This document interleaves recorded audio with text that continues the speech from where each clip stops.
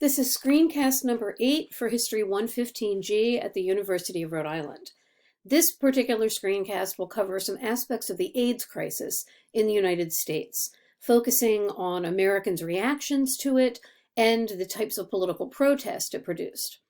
Since we're now in the midst of another global pandemic, a lot of this information is perhaps likely to feel more relevant than it otherwise would. Now, in the early 1980s, a mysterious illness began to present itself by afflicting people across the globe. We're just going to focus on the US. Here, unlike in some other locations, it initially seemed to target a very specific population, men who were young and who were otherwise healthy, many of them, though not all, in cities. Because many of the young men affected were gay, it took far longer than it should have for scientists to figure out that the sicknesses were in fact caused by a virus, not by some lifestyle factor. Initial investigations looked at things like what drugs were gay men using? Were they having a particular kind of sex differently than straight people? Were they engaging in other sorts of comorbidities, as it's called? And there really was this relentless search for some sort of pattern of gay behavior or biology that would explain this. So it took a long time, first for scientists and then eventually for public health officials, to discover and confirm that the disease was caused by HIV, human immunodeficiency virus, and anyone could get it from the exchange of bodily fluids. That did not just include anal sex, it included unprotected vaginal sex, breastfeeding, sharing injection sites, and this was true whether people were gay or straight, male or female, black or white, young or old. The virus, as it spread more and more, was increasingly recognized to not only afflict gay men, but to affect people in other categories. But many of these were also stigmatized groups who were vulnerable to it. IV sex users who shared needles, sex workers in general, and especially poor Americans. Because of this set of prejudices, for more than a decade, tens of thousands of Americans acquired, and many died from, a virus that is actually pretty easy to protect against. Right from the beginning, coverage of the virus tended to emphasize its sexual capacity and connections. It was framed not as, here is a virus floating around that all human beings are vulnerable to, but rather as a sexually transmitted disease, even though that was only one vector. And you already all know a little bit about the history of how STDs have been represented. They often, when they peak, go along with not just searches for results, but scapegoating of particular groups. And a central question from early on in the AIDS crisis was the following. Were people who were HIV positive American citizens, people who were entitled to protection from a deadly disease because they belonged to this nation? Or were they not? And to most political leaders, including the federal government during the Reagan administration and some of the Bush administration, they were not. In this timeline of a few notable moments in the epidemic, see on the left the quote from the then head of Health and Human Services, in other words, the agency that was in part responsible for responding to this epidemic. It comes right out and says that gay Americans are not, quote, the general population. They don't count. They're a special interest group. Heterosexuals count, but homosexuals do not. And essentially, this means they're not worth a lot of concern. Reagan himself, the president, would not offer any acknowledgement of the death toll or the virus's spread for several years. It took a friend of his, the actor Rock Hudson, dying from AIDS for him to mention it at all. So in the face of this catastrophic public health emergency and lack of attention to it, medically, economically, etc., groups of PWAs, term that soon emerged meaning people with AIDS, and their friends and family and supporters, they emerged across the nation in smaller and then larger groups to press for action. ACT UP, great acronym for the AIDS Coalition to Unleash Power, is one of such organizations born of many smaller ones coming together, founded in 1987, about 5 years into the virus's spread. And they were an early leader. What sorts of things were they worried about? What concerns did they express? A big focus was the lack of medical options, in part because of the lack of research, lack of funding, lack of support for people who were interested in this as a medical problem. When treatments did begin to emerge, many of them were extremely expensive and pretty low efficacy. And sort of compounding this is that for the majority of, almost the overwhelming majority of health insurance carriers, the disease would immediately disqualify someone from being covered by insurance. It was, you could get it, suddenly, and overnight you had a pre-existing condition, even if you'd had that insurance for decades. So people are desperate. One of the tactics to deal with it that emerged among PWAs was selling their life insurance. The idea is if you know you're going to die and there's going to be a payout and you don't necessarily have heirs or friends who need it, sell it for pennies on the dollar and it will buy you a precious few $1,000s to maybe afford drugs that will prolong your life a little or make you comfortable while you're dying. Things were bad. So there was at best ignoring of AIDS and at worst outright mockery of the disease and those who had it. A major target of criticism would in fact be President Reagan. And here's just another image of the kinds of protests you start seeing by the mid-'80s. The very first time any representative of the president even mentioned the epidemic was at a mid-'80s press conference when a reporter pressed Reagan's spokesman to comment on it. The representative, along with much of the press corps, openly laughed at the idea that gay men were being killed by what they joked about as a gay plague. And then they found a great deal of humor in ribbing each other about, do you have it? Not me, I'm a real man. If you think I'm exaggerating, there's clips of this all over YouTube. It's pretty bad. So protesters were outraged both by this sort of mockery of tone, but even more so by the lack of government taking this seriously. And they began to target Reagan's administration in a range of ways.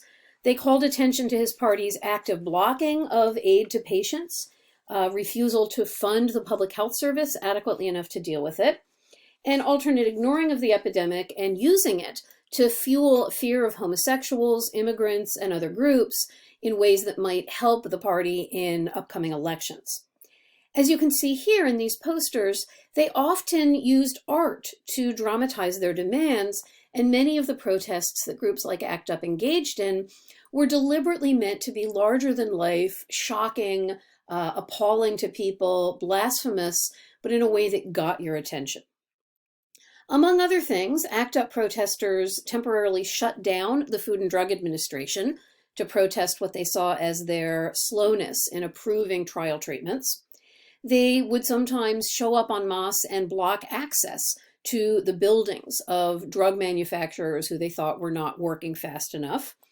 And in 1989, seen here, a large number held a die-in in St. Patrick's Cathedral.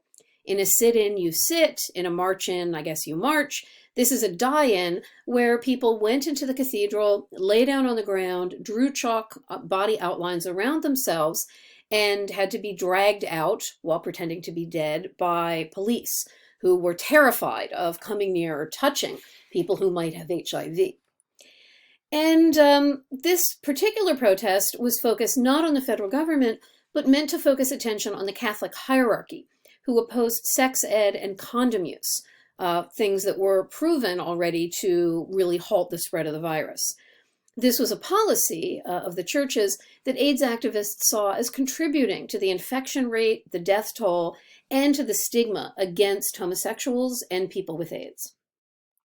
Another target, and something else that shows the kind of largeness of vision and humor and anger of these protesters, was a number of protests focused against Jesse Helms, a very powerful Republican senator from North Carolina. Helms worked throughout the AIDS crisis to successfully bar HIV-positive people from entering the United States. That was our immigration policy for a time.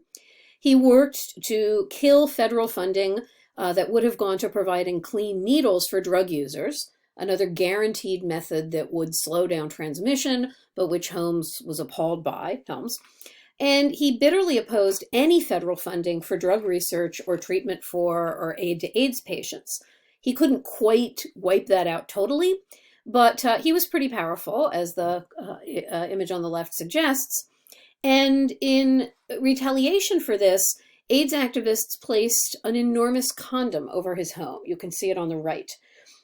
Notice it is warning people that Helms has unsafe policies and he is, quote, deadlier than a virus. So you need this kind of massive condom to protect yourself from the toxic politics that are being waged in his name. So as the epidemic raged on and the death toll grew, other groups emerged out of and alongside ACT UP, many of them taking their cue from ACT UP's outrageousness and pushing it further. One major group by the mid-90s that attracted a lot of younger militant activists was Queer Nation, founded in 1990, so a bit earlier than that. As you read for this week part of their 1990 manifesto that I've put up on the website, note how the group's name does a couple things at once. It is a reclamation of a term, queer, that had once been solely viewed as a slur. It's a redefinition also of people who oppose the nation's AIDS policies and are activists for people with the disease. It's a redefinition of it beyond gay men to include all kinds of other marginalized groups. The bumper sticker on the bottom right, shown beneath an image of Queer Nation protesting, also suggests their reclamation of language. Cocksucking faggot is no longer something you say to someone to denigrate them. It's an assertion of identity. And finally, also kind of buried in their name, or not buried, it's right out there, is that they are declaring their citizenship. They are part of a nation. It's not the same as the United States, but they're here to assert their rights. So due in part to these kinds of protests and to many, many other grassroots efforts, many of them focusing on working with public health officials rather than simply condemning them, parts of the federal government began to be more attentive. And a major leader here, someone who emerged as kind of the most trusted voice of the Public Health Administration for many PWAs, is someone who might look a little familiar, the previously not very well-known Dr. Anthony Fauci. He became director of the National Institute of Allergy and Infectious Diseases in 1984. And his relationship with people with AIDS and with activist groups started out as both sides very frustrated with one another, not really listening, became less adversarial, more friendly, more collaborative over the space of just a few years between the late 80s and early 90s. Following more investment going into research, antiretroviral drugs, a giant category of them, were synthesized by the mid-1990s. And over time, the virus became something that people, at least people in the developed world, could manage and could live with.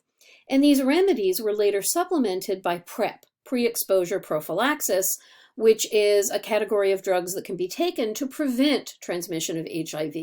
It doesn't work to prevent you from expressing it, but it will protect someone who's HIV negative.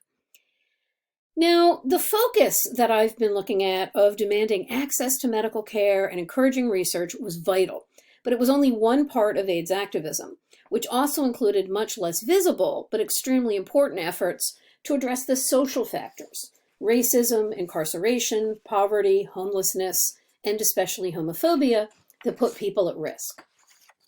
And to finish up, the scientific advances make for a kind of nice ending, but they don't really end the story. To put it briefly, people with HIV who take their medications as prescribed and therefore have an undetectable viral load, meaning it's not actively circulating in their blood, they have an almost zero risk of passing the virus on, which is great. But pills can't save lives if people can't afford them, or have water to take them with, or access them. So from the moment the new combinations of drugs were introduced, it became more and more clear that gaps by race, gender, location, and especially class emerged in terms of who got access to the meds at all. Therefore, HIV is still a real and present epidemic in America today.